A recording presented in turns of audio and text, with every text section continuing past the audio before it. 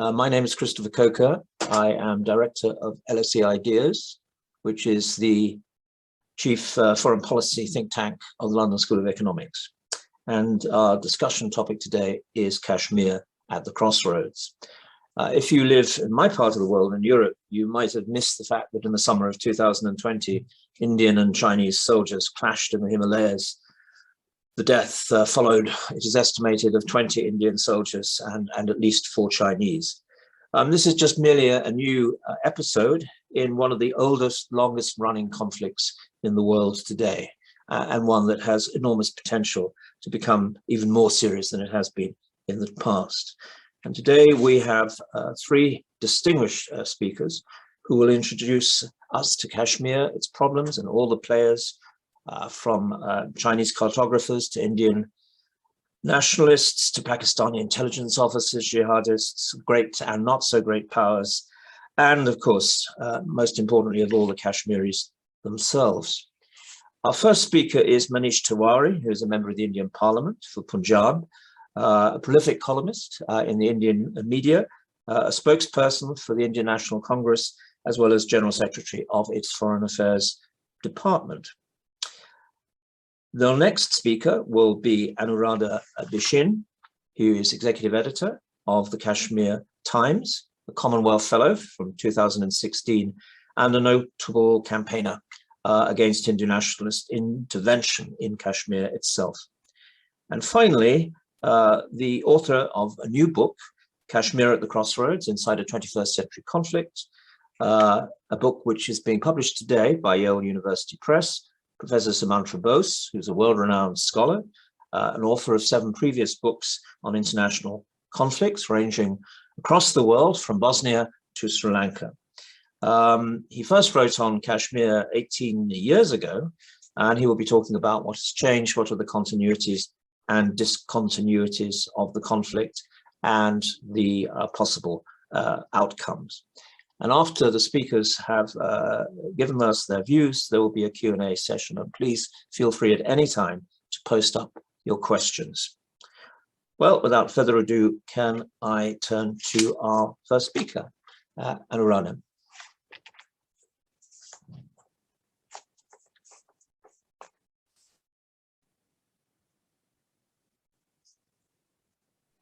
Can you unmute? Sorry. Yes. Your first speaker is indeed Manish, who can only be with us, unfortunately, for 30 minutes. He has to go back to the Parliament. So, Manish. Thank you very much, Professor Coker, Professor Sumantra Bose, Anuradha ji, ladies and gentlemen. First of all, allow me to congratulate Professor Sumantra Bose for an authoritative book that he's written, Kashmir at the Crossroads, Inside a 21st Century Conflict. Whenever I do come across such scholarly works, one tends to read them carefully, one tends to read them slowly in order to absorb and internalize the innate wisdom which is reflected in each and every page of it.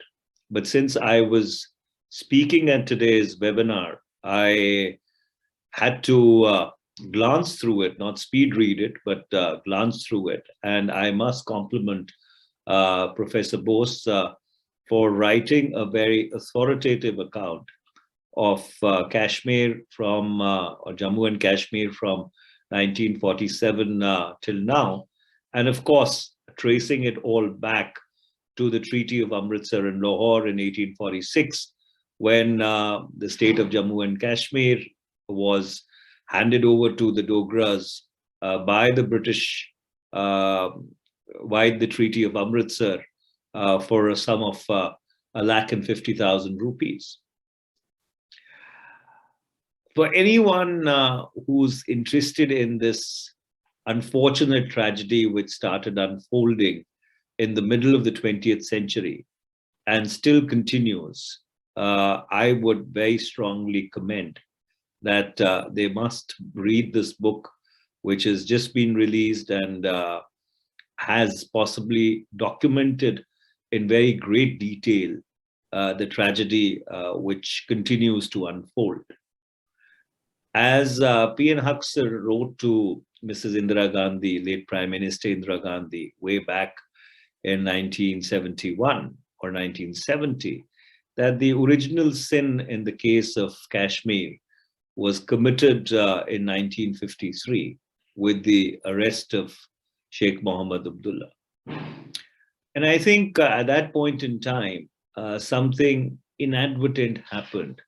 The ramifications of that continue till today. Unconsciously, the Indian state seems to have made a decision that they want the territory and not the people. And so therefore, what unfolded from 1953 onwards across different dispensations, across different administrations, is a reflection of that fundamentally flawed mindset, which seems to have got embedded into the institutional psyche of the Indian state, that the territory is important, which undoubtedly for every country it is, but perhaps the people are not so important. And the reflection of that was found in the manner in which the solemn commitments which were made at the cusp of Indian independence, which were encapsulated in Article 370, which then was subject to continuous and successive erosion. And ultimately, despite the fact that Jammu and Kashmir was the only state in India which had the privilege of having a separate constitution, when Article 370 was abrogated in the August of 2019, and the state was actually split into two union territories, a first in the history of the modern Indian Republic. The fate of that constitution was perhaps never ever given a thought, because the constitution of Jammu and Kashmir, in any literal sense of the word or in any real sense of the word, was never perhaps fully operationalized. And these are the aspects which Professor Bose has very, very succinctly captured in his book. I recall reading that page just now, where he talks about how Article 370 was hollowed out. And the tragedy today is that none of the mainstream political parties, or whatever is left of the mainstream in the state of Jammu and Kashmir, rarely talks about the restoration of Article 370. In the public discourse in Jammu and Kashmir, the little that I follow it, it seems to be all about restoring statehood. Article 370 and its flawed abrogation by the Parliament of India. Since I had the occasion to be the lead speaker from the opposition benches when these legislations were brought before the Lok Sabha, I can say with any degree of conviction that the process which was followed and the manner in which Article 370 and statehood was done away with was nothing but a travesty of both legislative processes and, of course, the Constitution of India. And as we speak, the matter continues to hang fire in the Supreme Court. Like many others who are counsels in this matter for different petitioners, we await a chance to be able to articulate our point of view before the apex court, because I do firmly believe, both as a lawyer and as a parliamentarian, that what transpired on the 5th and 6th of August 2019 was nothing short of a tragedy whose reverberations will be felt for a very, very long time to come. The interesting thing that I found in Professor Sumantra Bose's book was the manner in which he actually documents the period from 1990 till 2019, because that is a period in the history of Jammu and Kashmir which has been extremely troubled, marked by bouts of vicious violence, and possibly has not really been been documented in the form of a book. Of course, newspapers, especially the such as Anuradha ji's newspaper, tell the story on a daily basis of that tragedy as it unfolded over the years. The tragedy of the Kashmiri Pandits who were forced to flee their home and hearths in the summer of 1990. The tragedy of an ordinary Kashmiri who has not seen or who has seen violence as the only normal now going back almost 3 decades. But the fact that Professor Sumantra Bose was earlier written on Kashmir, and of course starts by recounting his first contact with that beautiful part of our country when he traveled there as a young child, has done a brilliant job in documenting that troubled period in great detail.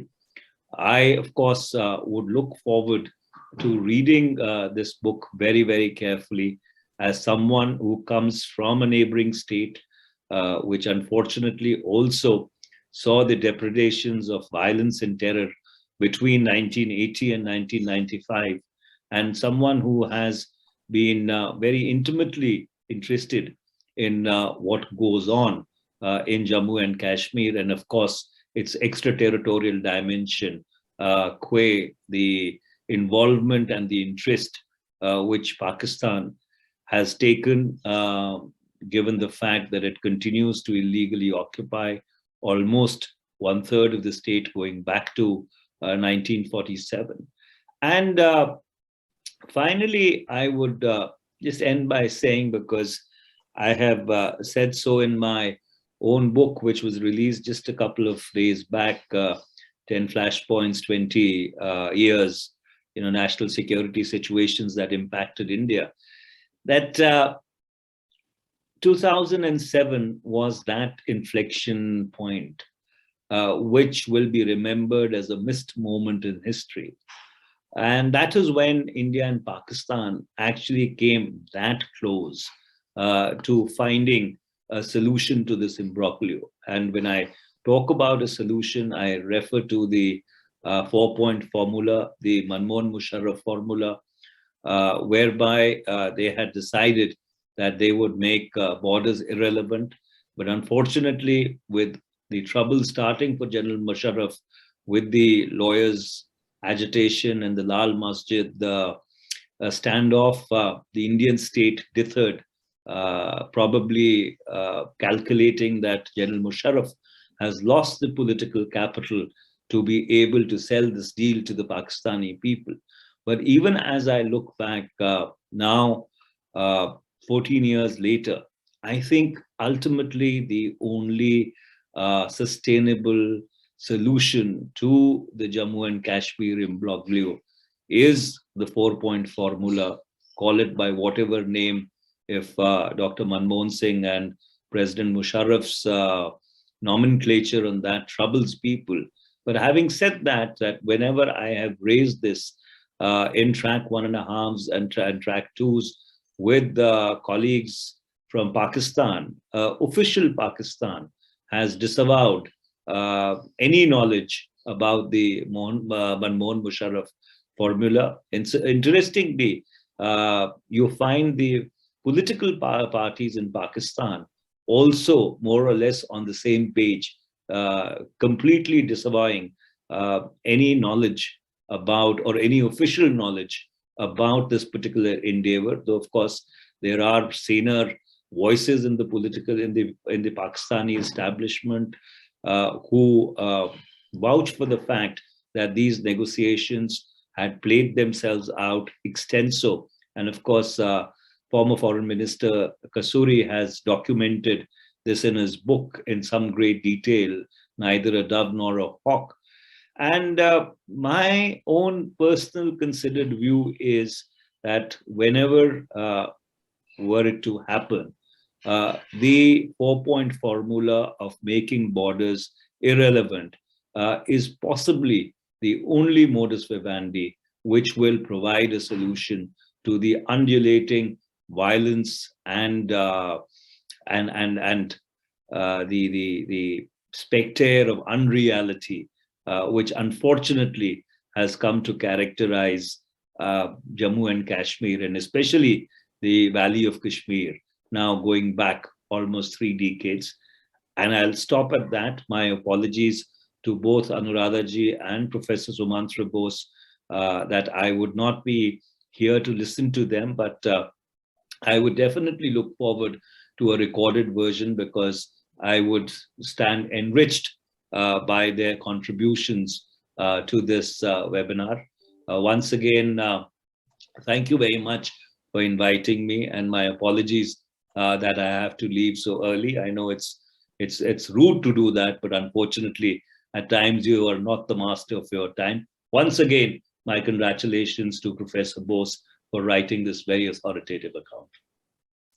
Well, thank you very much for that, and I will ask our 2 other panelists to come back on your comments in your absence, unfortunately.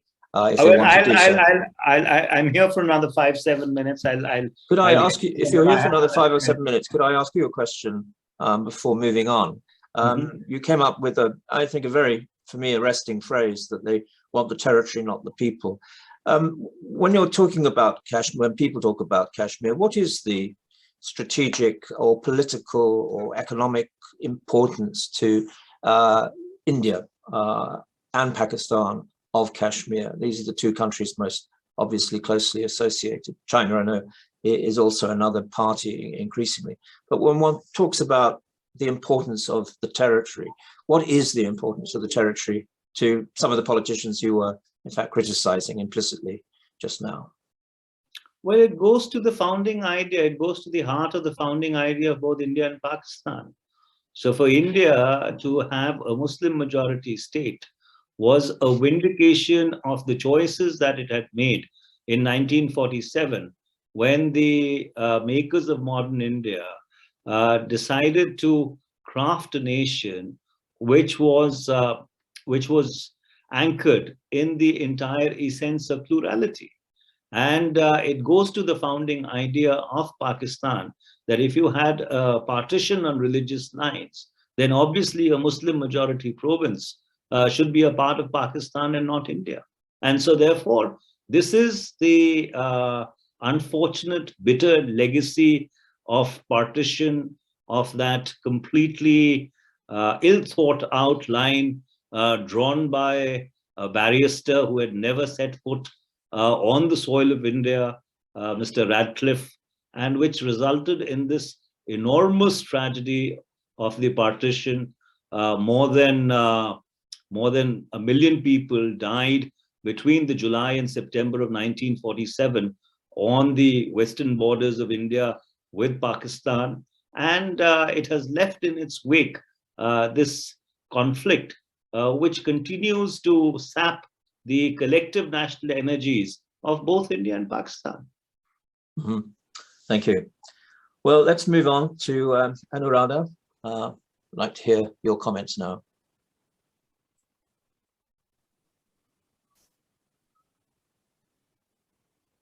Thank you, Professor Coker, and thank you, Mr. Manish Tewari, for starting it, and for reflecting light on the fact that Jammu and Kashmir has been suffering because it is an unfinished business of the partition.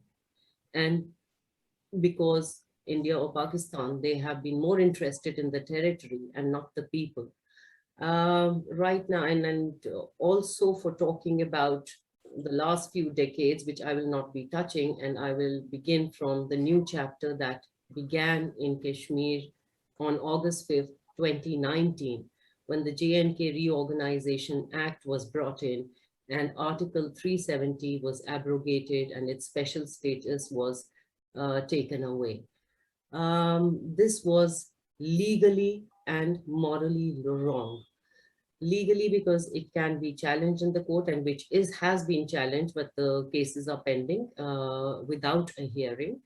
Only the J&K Constituent Assembly, which was disbanded in 1956, had the power to decide on tampering or any changes with Article 370, and that power could only have been transferred to the J&K Legislative Assembly.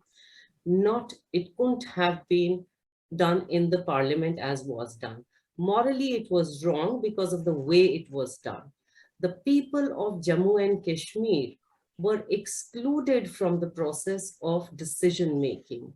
Besides, Jammu and Kashmir was turned into a vast prison where the militarization, the already existing militarization was further increased. Massive restrictions were placed. There was a curfew-like situation. There was a communication blockade in place, and Kashmir witnessed the world's longest shutdown, internet shutdown. Other than that, 3,000 to 4,000 people were arrested.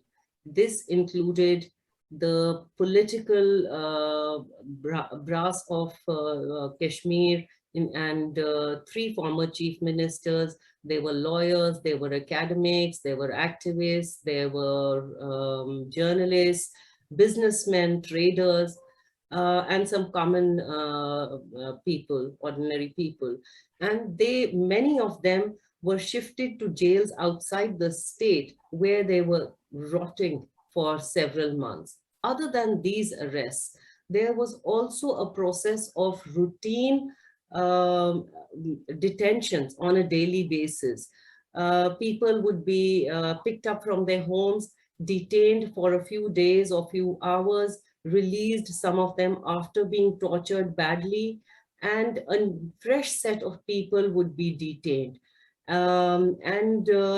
These detainees included some minors, some of them as young as 9 years old. Now, all this human rights violation did not appear as gory as Kashmir has been used to in the past 3 decades. But in terms of impact, in the terms of the new forms that were being adopted, it had a huge impact. It created an absolute climate of oppression, of panoptic surveillance and fear, inducing silence, which continues till this day. And this silence is now being used by the Indian government, along with the dilution of Article 370, to bring in laws, bring in new laws, or to change, alter, appeal, amend the older laws and introduce new policies. For instance, there is a domicile provision whereby outsiders can now apply for government jobs, which was earlier the exclusive privilege of people from Jammu and Kashmir. A slew of land laws have been introduced. And these are reversing the gains of the land reforms, which had ended feudalism in Jammu and Kashmir and had bridged the socio-economic disparities by giving land to the tiller.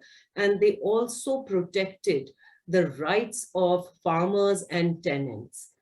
Some of these laws have allowed the Indian government to use development and security as a pretext to dislodge, dislocate, and dispossess people from their land. Thus, vast chunks of land, including farmlands and forest land, are actually being converted into roads and concrete jungles, and at a huge cost, at a huge ecological cost in a fragile Himalayan belt. Other than this, there were business and mining contracts, like the jobs, are also going to the outsiders because the local businessmen are unable to compete with the money power of the big business lobbies from outside.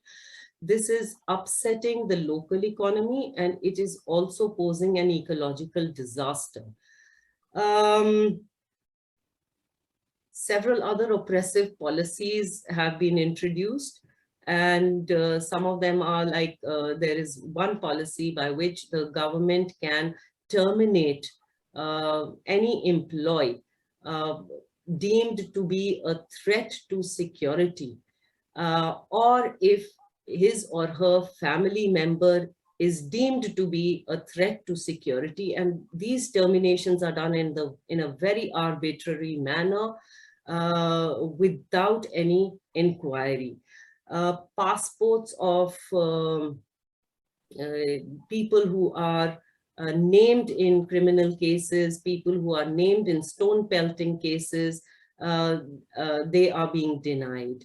There is another draconian policy that has been introduced, which is the media policy, and which empowers a mere bureaucrat to decide what is fake news and what is anti-national, and on the basis of that take punitive action against journalists. Even though the policy has not been formalized, no rules are formed, the policy is actually being used. Several journalists have been named in criminal cases, including in anti-terror cases. And apart from this, there are also other unannounced forms of censorship, like journalists are summoned to police stations and subjected to long hours of questioning, interrogation. They are intimidated, they are harassed for the work that they are doing, for their reports which are deemed as critical. Newspaper editors and publishers, they are also arm twisted into towing the government line by choking their revenues, by involving them in cases like income tax cases, sales tax, labor courts, etc., etc. Civil rights activists are also being targeted. Recently, we had noted human rights activist Khurram Parvez, who has been documenting human rights violations from all sides in the last 20 years. And he talks about peace, but he's today in prison facing very draconian provisions of an anti-terror law. While human rights violations have been existing in the last 30 years, what we are seeing today is that these are continuing today. These are not only continuing, they are also increasing. And different forms are also being introduced of human rights violations. And in the face of that, there is abject official denial to these.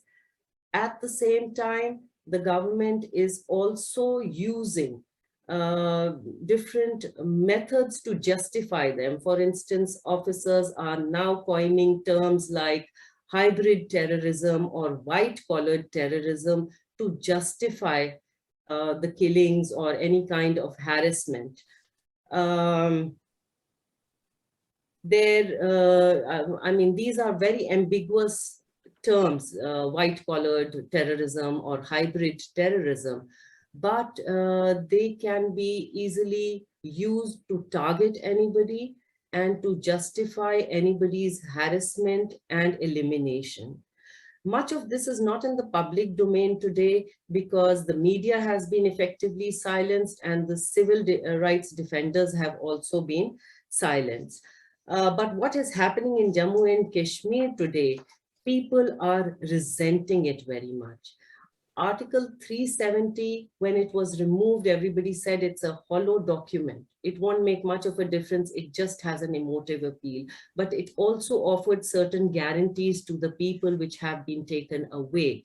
And there is a lot of resentment discontentment not only in Kashmir, there is also resentment now brewing in Jammu and in Ladakh, who now feel that what they initially celebrated has ultimately turned out to be a proposition of incremental loss. When Article 370 was revoked, Prime Minister Modi had justified and defended it, saying that this will bring equality, this will bring development, this will end corruption, this will end terrorism. But these are myths that continue to be peddled to hide the ugly truth and to present a picture which is completely different from the ground reality. The ground reality today is that equality cannot exist if people have been disempowered and disenfranchised, if their civil liberties are being trampled with on a day-to-day basis. With respect to development, J&K's development indices pre-2019 were far better than the national average. It had its own sustainable model of development. It had its land reforms, which had reduced socioeconomic disparities. There was no hunger hunger was not known in Kashmir, and unemployment was there, but it has only increased and jumped up in the last 2 years. As far as terrorism is concerned, it is not something new to, it is not something related to Article 370. It has a different genesis. Of course, as Mr. Manish Tewari pointed out that, he spoke about Pakistan. Pakistan is only one of the factors. There are several other factors, like a lingering dispute, like the broken promises by different Indian regimes from time to time, the manipulation by New Delhi of the political narrative of Jammu and Kashmir, of the several times that Article 370 was diluted and hollowed out. And what exacerbates this is the continuing human rights violations in Kashmir. And this insurgency today is definitely a huge challenge, which has external causes and internal causes. The external causes, of course, there's Pakistan, there is the Afghanistan situation, and there are these Chinese expansionist designs as well. And I'm glad I was, I haven't read Professor Bose's book page to page, but I've been scanning through and flipping through pages again, and there's a lot about how China can be a huge threat today in the region. But I would like to focus a little more on the internal causes, which I talked about earlier. Apart from human rights abuse, there is an increasing sense of disempowerment now. There's a suffocating atmosphere which is engendering extreme bitterness and pushing young people towards picking up the gun. The insurgency is on the rise. It's not only on the rise, it's becoming extremely virulent. Insurgents earlier used to attack and target police and security pickets and their installations. In the recent past, they've started attacking civilians as well. This year, we've seen more than 30 civilian deaths. And in October, the killings were at the highest, and we also witnessed the shocking killings on the selective basis where minority community members were killed because of their identity. And this is all because there is increasing bitterness within the valley. So the government is virtually losing the plot because it is not focusing on insurgency. It is not focusing on what the people want. It is focusing instead on hiding truths. It is focusing on flawed strategies. to deal with Kashmir, whether militarily or politically. It is pursuing policies that are angering people, not winning them over. And all this is encouraging a gun culture. And this insurgency is impacting not just the interiors, but also the borders. Recently, we saw there was a massive operation that lasted for many days in the sensitive border districts of Rajouri and Poonch, in a vast forest area extending into both these districts, where 9 soldiers were killed. So it's not only Kashmiris who are paying a price today, it is also the soldiers, the Indian soldiers, who are being sacrificed as cannon fodder in this senseless war. The August 5th decisions were bad, definitely bad. But Modi government did not go ahead with them because they were misguided. They went ahead with them because they were inspired by an ideological agenda. Article 370 dilution was not the end. It was a means to an end, to dilute or weaken Indian federalism, to change the demography of Kashmir, and to turn Kashmir into an experimental laboratory. And for this whim that prevailed over prudence, a lot has been put at risk. The consequences, the disastrous consequences, will be faced not only in Kashmir, but also in rest of India and also in South Asia. Thank you. Thank you very much. Sumantra, over to you.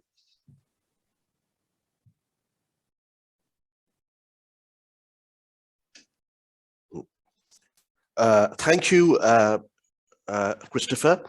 Thanks to IDEAS for hosting this event. And thanks in particular to Dave and Jess for their work on it.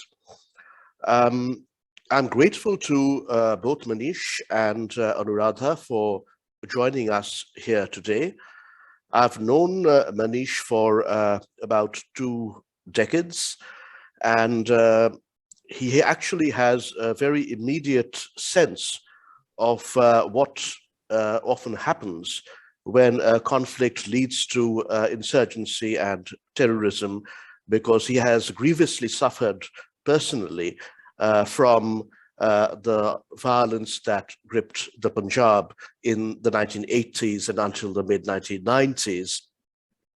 As for Anuradha, I've known her for even longer, for nearly 3 decades now, and you've just heard from her you've gained from her a snapshot, a glimpse of what it is like to live in the Union territory of Jammu and Kashmir, both as a citizen and as a journalist and editor.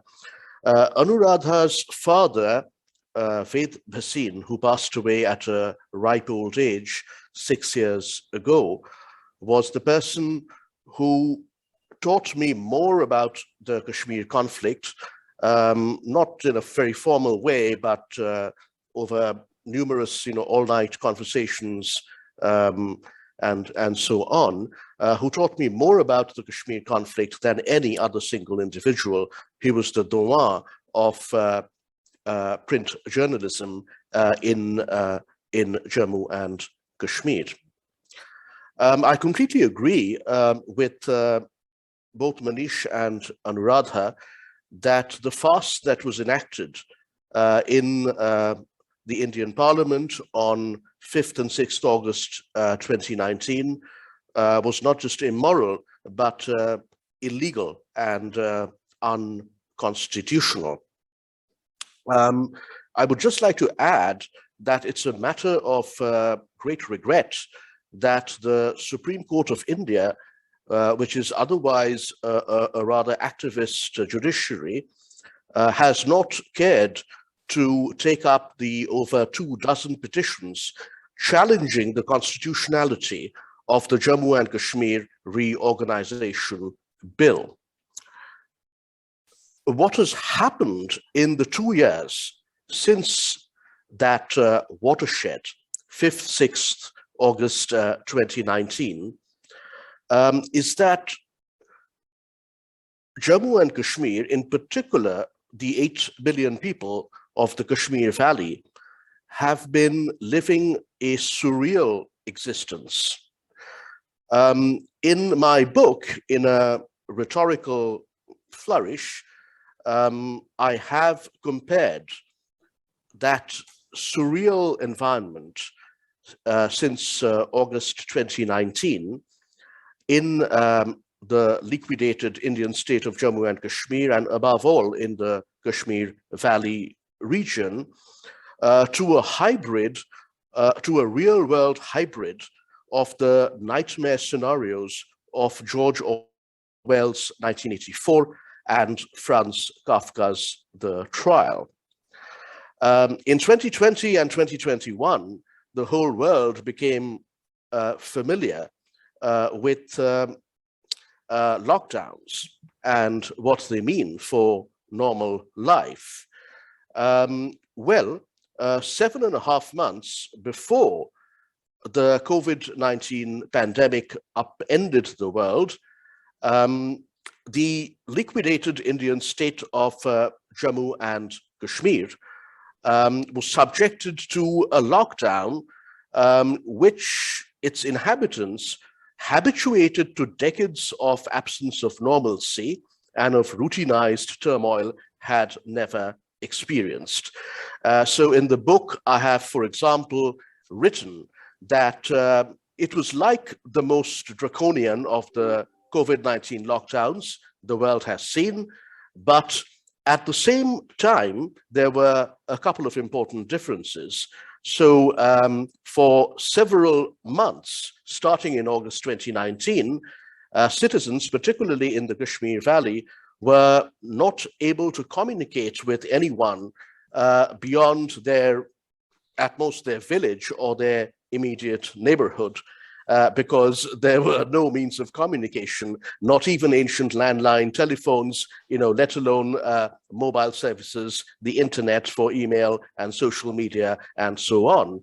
And of course, another important difference was that in the Kashmir Valley in particular, where the crackdown was the most draconian, people could not venture in more than a few hundred yards at the very most without encountering heavily armed police and paramilitary and soldiers in full combat gear. The government employed a twofold strategy to stifle and suppress any dissent and protest.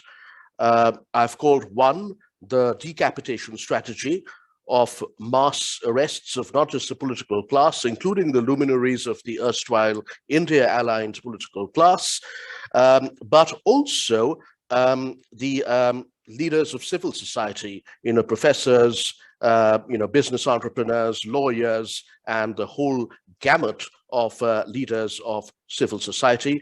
And then, of course, there was the strangulation technique, the unbelievably cruel and punitive lockdown, which amounted to home internment of millions and millions of people to strangle the possibility of protest, especially mass protest.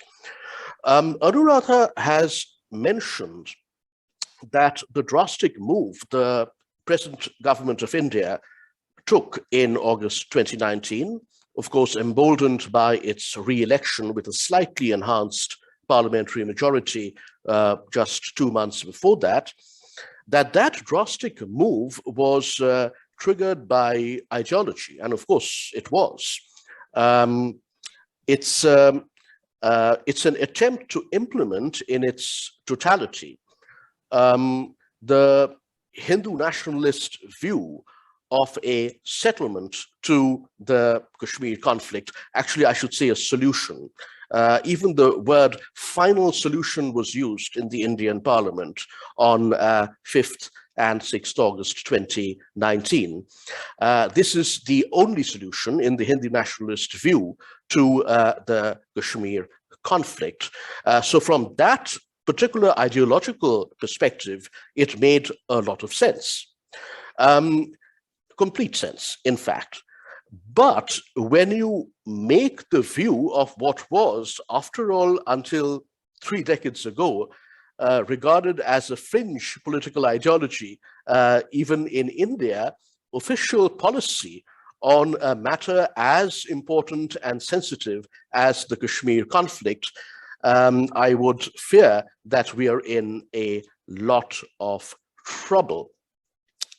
I also agree with Manish and Anuradha that there will be a price to be paid for the events of 2019 and what has followed since then. I'm not an alarmist by nature at all. In fact, you know, I try to be optimistic even in fairly dire circumstances. But of course, then, you know, I don't have to live in the Union territory of Jammu and Kashmir. So I'm luckier than the likes of Anuradha.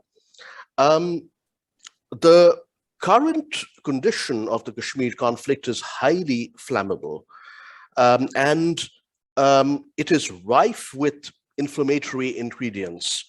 And I can see 3 triggers, you know, 1 or more of 3 triggers leading to an escalation.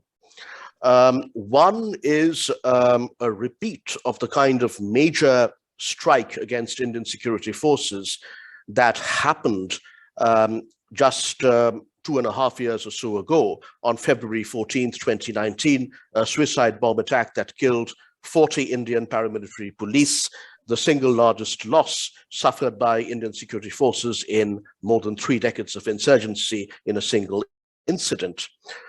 Yet another trigger might be large-scale deaths from renewed protests in the Kashmir Valley in particular. We have to keep in mind that the Kashmir Valley has a history of mass uprisings. There were mass uprisings in 1946, in 1953, in 1963-64, in 1990, of course, then again in 2008, in 2010, and as recently as 2016-2017.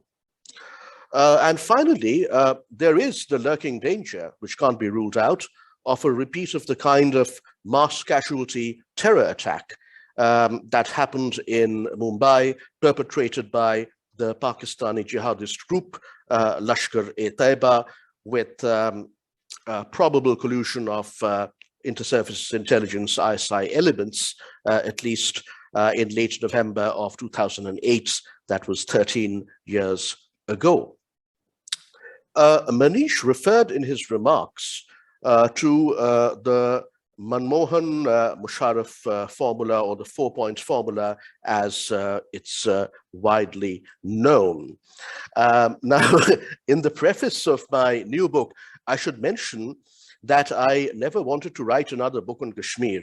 I've been working on it. I realized, you know, with horror, you know, just a few days ago, more than half of my life, and I just wish it would go away somehow. But as I watched the television news in my drawing room in London, in fact, on the morning of 5th August 2019, I realized that I would have to return to the topic, and this time with a significant kind of intervention. Since the publication of my last book on the Kashmir conflict, Kashmir Roots of Conflict, Paths to Peace, in 2003, which was 18 years ago, I had kept in touch as a commentator and an analyst of the Kashmir conflict as it evolved, you know, since then, but mostly through op-ed pieces in mass media, especially the BBC and also Al Jazeera and so on. But I realized, you know, 2 years ago that it would be, in a way, an abdication of responsibility on my part not to return to this topic, wielding my scholarly pen, which is my only weapon, because I'm neither a soldier nor a politician. I should mention that in addition to the global edition that's been published by Yale University Press in the United States, the official publication date is today, and I'm very happy that this event coincides with that. Pan Macmillan India has also published an India edition, affordably priced in Indian rupees, under its Picador India imprint. And I just received the first copy of this book an hour ago in my home in Calcutta, where I am at present. Now, to go back to the peace opening of 2004 to 2007, unlike Manish, I have some doubts whether Manmohan Singh had the will and the capacity to really follow through on a big bang negotiated settlement with Pakistan of the Kashmir conflict. And I have even greater doubts, in fact, whether General Musharraf, who by 2007 was approaching the twilight of his rule and the deficit of popular legitimacy of his regime had caught up with him, whether General Musharraf, progressively weakening, would have been able to sell this compromise settlement with India in Pakistan at large, including to the Pakistan army, which he headed as its chief until the end of 2007, until November 2007. But that aside, Manish was quite right that it was a period of cautious hope and relative optimism. And I remember that time well, when people, in the Kashmir Valley and elsewhere in the contested territory, felt that an end to their travails might finally be on the horizon. Unfortunately, that was proved to be a mirage, an optical illusion, and we are now in the 75th year of the Kashmir conflict. I completely agree with Anuradha that the level of hopelessness, despair, and building rage surpasses even the periods which I know very well at first hand, when insurgency in Indian Jammu and Kashmir was at its peak during the 1990s. The level of despair, hopelessness, and building rage has really surpassed even the grim benchmark of about 25 to 30 years ago.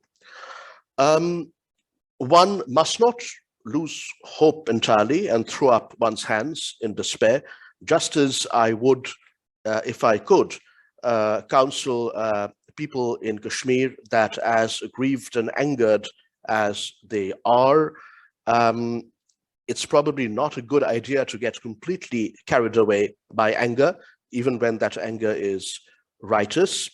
But I have no doubt that a compromise settlement, if it ever were to happen, certainly unlikely in the near and foreseeable future, will follow broadly the parameters of what Manish called the 4-point formula, or the Manmohan Musharraf formula. And I might add that that 4-point formula, or Manmohan Musharraf formula, or whatever else one may choose to call it, followed quite closely, not perfectly, but quite closely, the framework of a settlement which I had laid out in my previous book, Kashmir Roots of Conflict, Paths to Peace, which was published in the autumn of 2003. I've spoken for over 15 minutes, so I should end in a couple of minutes or so. I'll end by saying that, there are two major flaws with the solution to the Kashmir conflict that the government, which is effectively a duopoly, the Indian government, of Narendra Modi and Amit Shah are trying to implement in their ideological purism. First of all, I don't think an ideological view of any kind should be the basis of policy, and especially policy on something as important and sensitive as Kashmir, which is not just a very important domestic issue in Indian politics, but an international conflict which has involved Pakistan for the last 75 years and increasingly involves China directly rather than indirectly as well. And that's a fallout of what happened in the Indian Parliament in 2019, that the old bilateral, quote unquote, India-Pakistan conflict is now effectively a trilateral situation with China flexing its military power on the contested territory's eastern border, the border of Aksai Chin and Western Tibet with the Ladakh region. And this has led to a very alarming and protracted high-Himalayan confrontation between the Indian and Chinese armed forces. So that is one major escalation that has happened already. And the entry of China from the backstage, if you will, to the front stage and almost the center stage of the reconfigured post-2019 Kashmir conflict. But besides making, what many would still regard as a fringe ideology, an extremist view, ideological view, the basis of official policy, there's another flaw of the Modi Shah strategy.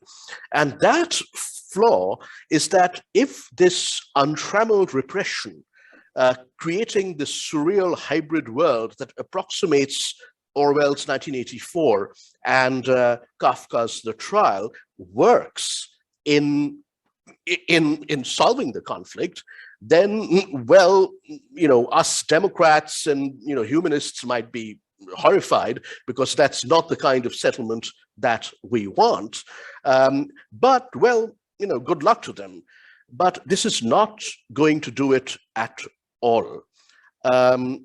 Sheikh Abdullah, who was, for all his faults and limitations, the tallest Kashmiri political figure of the 20th century, said in a famous speech in 1965 at the Hazrat Bal Shrine on Srinagar's outskirts, that repression will never eradicate the Kashmiri people's urge to be free.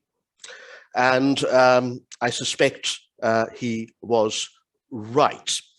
So repression is not really going to do it. And eventually, maybe after another conflagration and escalation of dangerous and unpredictable dimensions, the path of dialogue and eventually negotiations will have to be reinvented. And this is my final comments before we pass into the Q&A period.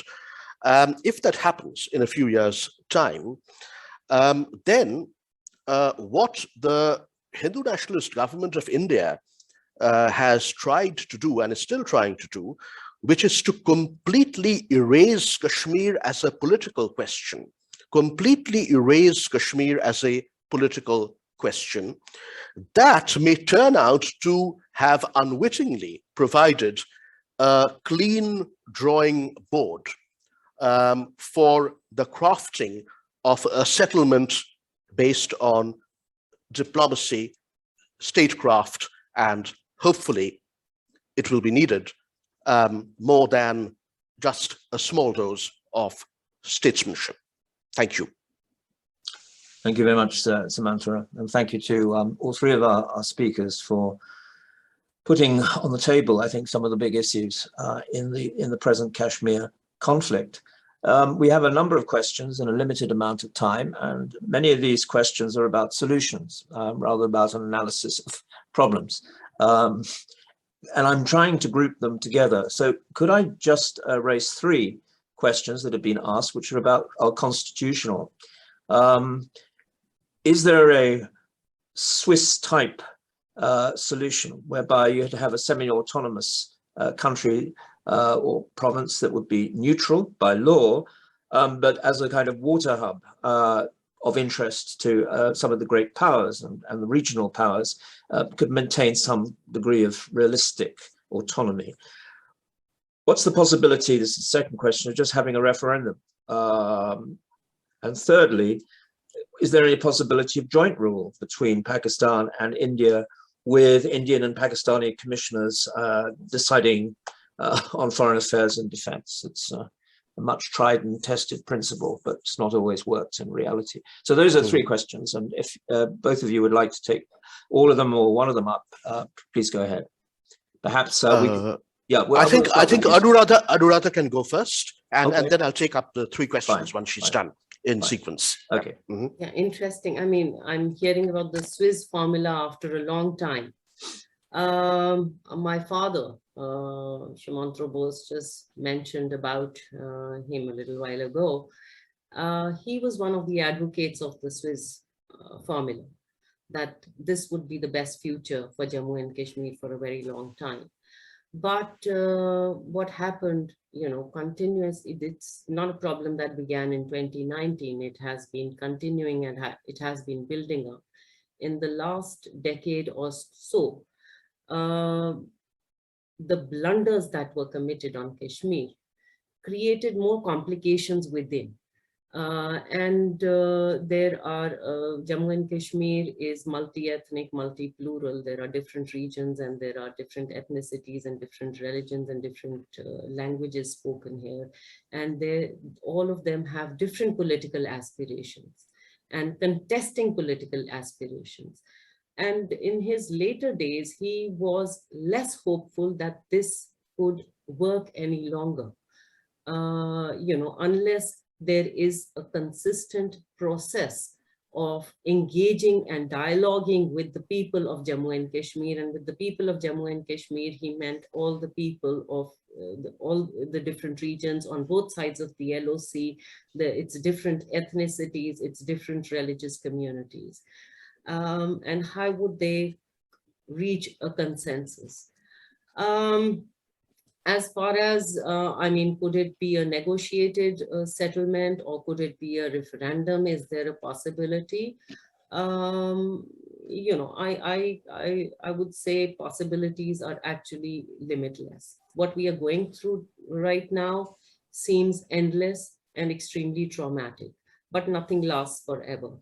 But whatever, I mean, a final solution to Kashmir and an everlasting one would require, whether it is a negotiated settlement, whether it is just a simple referendum, would require that the people of Jammu and Kashmir, all its people from all regions, get that sense of inclusion in the process. And that is the only thing that could yield some long-lasting results. Thank you. Sumantra. Yes, I'll start with the condominium issue. And Christopher is completely right that the idea has been around for 70 years as we speak of a joint India-Pakistan administration, which would take the dispute out of the dispute, so to speak. I personally think that in practice, as opposed to theory, condominium-like arrangement would require far too much cooperation, goodwill, and cordiality between India and Pakistan, which even in a best case scenario would, I suspect, be beyond their capacities. Manish, talked about open borders being a pillar of the what he called the Manmohan Musharraf approach. And certainly, open borders are an important element of a Kashmir settlement, a viable Kashmir settlement, but it's only one pillar. The Kashmir conflict is multi-dimensional and so needs, of necessity, a multi pillared settlement. And what happened during those Manmohan Musharraf years, that democratic interlude, if you will, the peace opening that fizzled out, went nowhere, and went up in smoke, essentially, in Mumbai in late 2008, is that a single stunted pillar, a slightly porous line of control emerged without attention to any of the other pillars needed for that viable multi-pillared Kashmir settlement. And I've talked about this deficiency and this failure to quite some extent in my new book, because of course it's very important to learn from the mistakes of the past and what would-be peacemakers, people of goodwill, did wrong or failed to grasp adequately. Where Manish, I think, was completely right is that rigid notions of sovereignty and fixation with territorial control and above all, based on what's essentially an extremist view of national identity and the national interest, have to be jettisoned. You know, otherwise, Anuradha is completely right.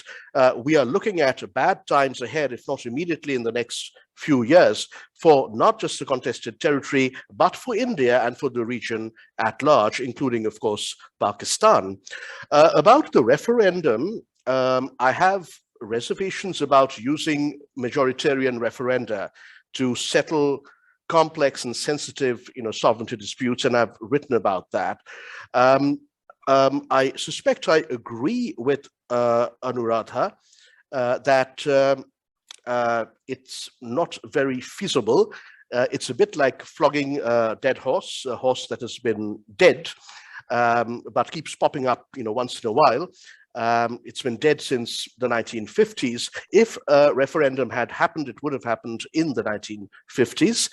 However, I would like to make one point which I regard as relatively important, that once a Kashmir compromise settlement has been crafted, it can be put to the public on both sides of the contested territory, the Indian side and the Pakistani side, for their approval and ratification. And they should have the chance to say, they must have the chance indeed, to say yes or no to that compromise settlement. If the settlement is crafted, well enough, I very much suspect that the answer will be a resounding yes. Anuradha also mentioned a very important point, that the population of Jammu and Kashmir are not an unitary people. Very broadly speaking, on both sides of the line of control, counting the Pakistani part as well as the Indian side, the single largest segment is pro-independence, particularly strong in the Kashmir Valley, but there's also a sizable pro-India segment, as well as a smaller but not numerically and politically insignificant pro-Pakistan segment on the Pakistan side of the contested territory. So one needs to reconcile not just the enmity of India and Pakistan based on a vainglorious notion of national pride and completeness that drives their conflict, but one also has to reconcile these divergent aspirations and allegiances, within the contested territory, the whole of the contested territory.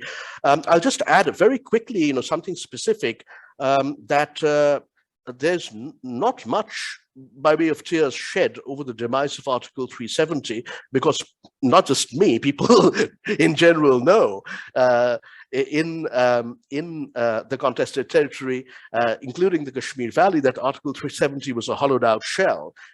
since 1965. It existed more on paper than in reality. However, Anuradha made a very important point that Hindus in Jammu, as well as Buddhists in eastern Ladakh, and this is a point my book also makes in some detail, are now also increasingly upset, angry, and fearful about the implications of the new post-2019 dispensation, because the radical surgery of the Hindu nationalists, what I call the axe and hammer offensive on Jammu and Kashmir, axe and hammer offensive, or hammer and axe offensive, also took away protected property ownership, right to own land, and very importantly, most importantly of all, protected access to jobs for all the locals, whether be they Hindu, Muslim, or Sikh or Buddhist, whether they be Kashmiri speaking or Dogri speaking, and whether they be in Jammu, Kashmir, and Ladakh. And that slight was also compounded by something that was very intended. In 2018, there was a survey in India, a very credible survey, which asked people across India to say what was the primary marker of their national identity. The country as a whole, India, did they identify most with that? Or did they identify with more with their home state in India, of which Jammu and Kashmir was one until August of 2019? or did it matter to them equally? They were equally attached in terms of their basic primary identity to their home state and to the country at large, namely India. And the answers were very interesting. In India as a whole, 36% chose the country as a whole, India, as the main marker of their sense of identity. 30%, almost an equal proportion, chose their home state as the principal marker of their identity. And 27%, another very important sizable category, said that both the country and the home state are equally important, and the remaining 7% did not know. However, in Jammu and Kashmir, the result was very different. There, 2/3, 65% of the respondents said the state of Jammu and Kashmir, this was in 2018, mind you, that the state was the principal marker and determinant of their identity. Another 15% said that the country, India, and the state mattered equally to them, to their sense of self, and only 16%, 1 in 6, chose the country at large, that is India, above the state, Jammu and Kashmir, as the marker of their primary identity. Hence the importance of that particular element of the Hindu nationalist hammer and axe strike of 2019, which took away the statehood of Jammu and Kashmir, because it degrades the sense of self of all the inhabitants of what's now the Union territories of Jammu and Kashmir and Ladakh, except for a far-right fringe of Hindus in the Jammu region and some, not all, some Ladakhi Buddhists in eastern Ladakh. Thank you. Well, the clock is ticking. We've got such a lot of questions. I'm going to just ask two. I'm going to ask Anuradha if you would tackle one set of questions, which is about human rights, and also whether you see this as a crime against humanity. And that brings us to another set of questions that were raised about the United Nations, its role, whether it has a role, should have a role. That's one set of questions. For Sumantra, my question to you, because for me, strangely enough, two people have asked this question about Britain's responsibility. If you go back to partition in 1947, does Britain have a moral responsibility to take a strong side? Has it taken a strong side in the issue? But this brings us into, I think, a very interesting question about the Northern Ireland peace process and whether you see that as a model that could possibly apply. Bear in mind, we've only got 12 minutes. So if I could ask you just to keep the clock in mind. Yes, Professor Coker, could you just repeat the first question? The first one is really a set of human rights questions, and whether in your very dramatic presentation of what's happening, this could be identified as a crime against humanity, which would require stronger intervention by the United Nations and by the outside community. Well, let me first take the first question first, because, you know, this is connected in a way when you connect human rights to UN role. Does UN have a role to play? Well, the Kashmir case did go to the UN, and that resolution today stands. But neither India nor Pakistan have respected that. The UN offices exist on both the sides, and they are the only ones who can cross the borders and, you know, without a permit or and have unhindered access to the other side as well. But are they intervening? Are they playing a role? There's never really been a role for them. It's only in the very recent past, because of the egregious nature of human rights violations taking place, that the UN Human Rights Office and UN rapporteurs have now been coming out with reports and statements on the human rights violations taking place in Kashmir. Of course, it is a crime against humanity. Any violence, or it's not just violence, you know, sometimes violence is not just bloodshed. The very denial of basic rights, the denial of freedom of speech, the denial to possess your land, and a denial to basic dignity of life, the denial of internet access, all these things, they are horrifying examples of human rights violations. It is a humanitarian crisis. It is a huge humanitarian crisis today. And I think it's not just for the UN to intervene.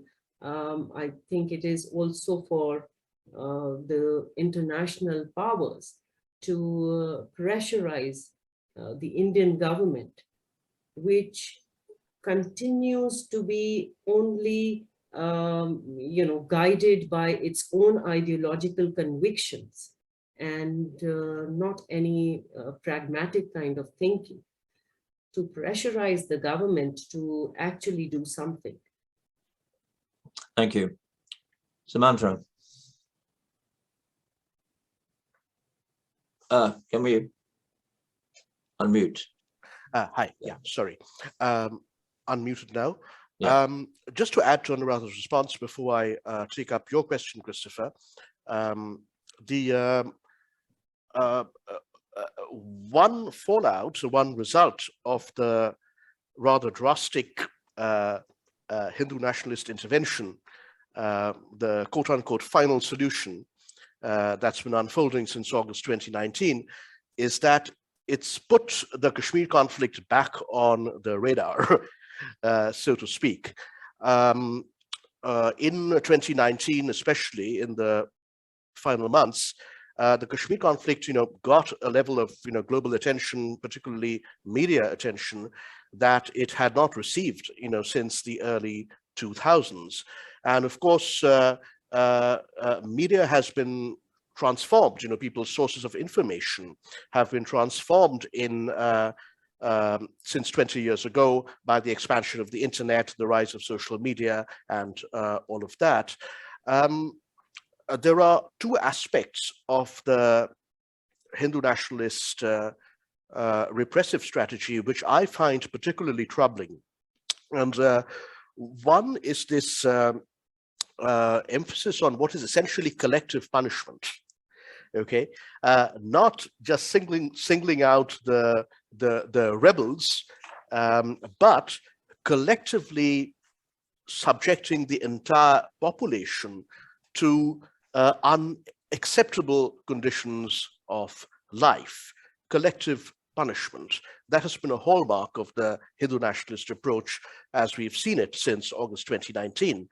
And of course, associated with that is this focus with stripping away people's sense of dignity.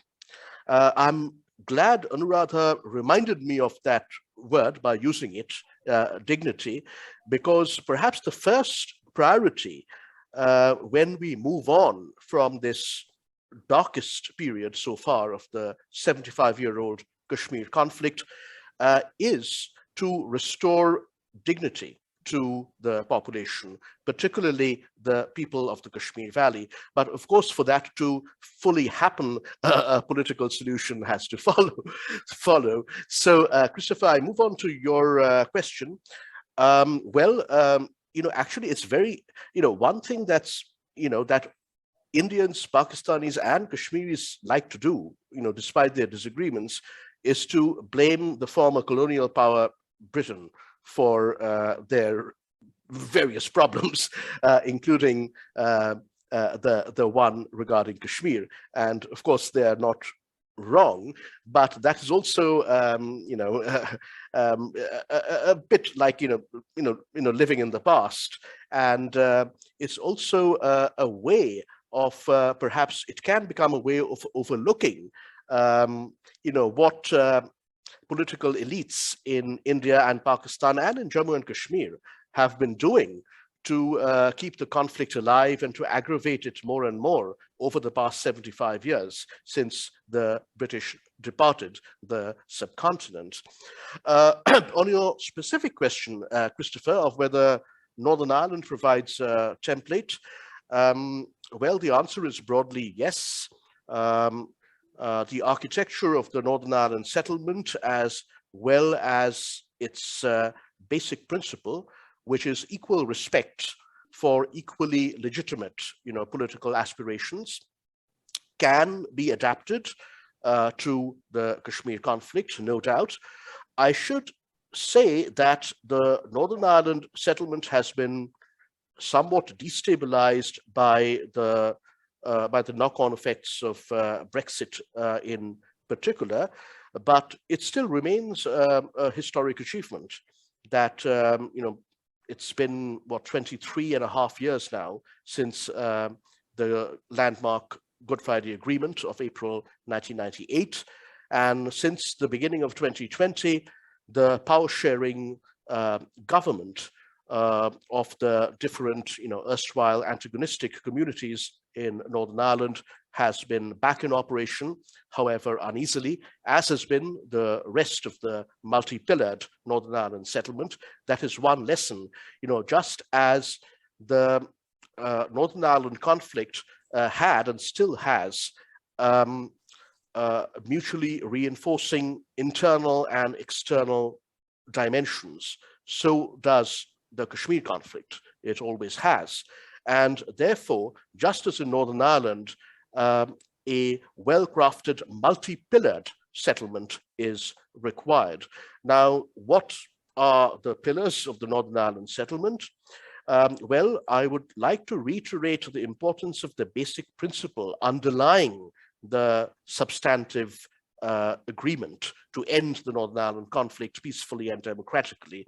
And that is equal respect for equally legitimate political aspirations, that no one is absolutely right and the other side is absolutely wrong.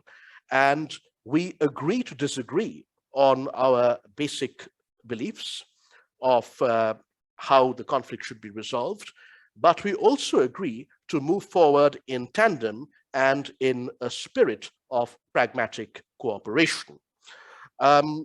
Beyond that, of course, there are three strands that follow. One is power sharing between the representatives of the erstwhile antagonistic communities in Northern Ireland, who are known as the Unionists on the one side and the Nationalists on the other. So a power sharing government based on equality. The second pillar, of course, is cross-border institutions between Northern Ireland, which remains under the UK's sovereignty, and the Republic of Ireland, which of course is a sovereign country. And the third is an overarching framework of British-Irish cooperation as the sheet anchor of the agreement. I have no doubt that a viable Kashmir settlement would be, somewhere along these lines. But the challenge is how to get there. But I should end on a hopeful note.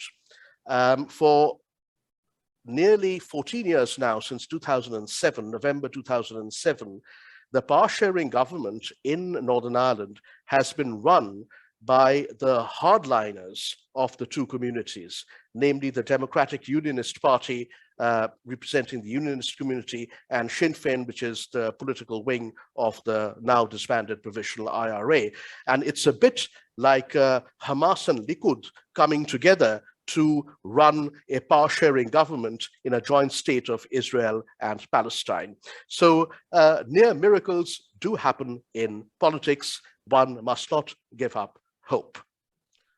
Excellent. Thank you very much. Well, it's always great to end on an optimistic note. I'd like to thank all three of our speakers for a really fascinating discussion. And it's a reflection of how fascinating is the questions were coming in right at the beginning and they've been flowing in. I apologize to people who raised questions. We couldn't actually address them. But thank you very much, Anuradha and Sumantra, for finding the time to talk about this. And do go and buy Sumantra's book, either the Indian edition or the Yale University edition. Thank you. Goodbye. Thank you. Thank you. Thank you very much to everyone who attended.